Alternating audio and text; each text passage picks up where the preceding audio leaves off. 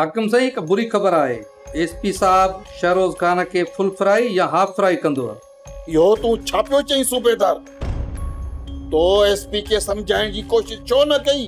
छो कोन तो उनखे सम्झायो? शहरोज़ मुंहिंजो अकेलो वारिस आहे। हाकिम साईं, मुंहिंजी एतिरी औकात किथे आहे जो मां पंहिंजे बाला ऑफिसर सां बहसबाज़ी कयां। मासात मिठी ज़ात, ही वीडियोस मां पंहिंजे ॾिसण जे लाइ रखिया आहिनि, सोशल मीडिया ते कोन चाढ़ींदुसि। पर मासात ही सब गलत आहे। कंहिंजी बिना इजाज़त कंहिंजो फोटो नहीं कढबो। तूं छा गैर आहीं मासात? असीं पाण में मासात आहियूं।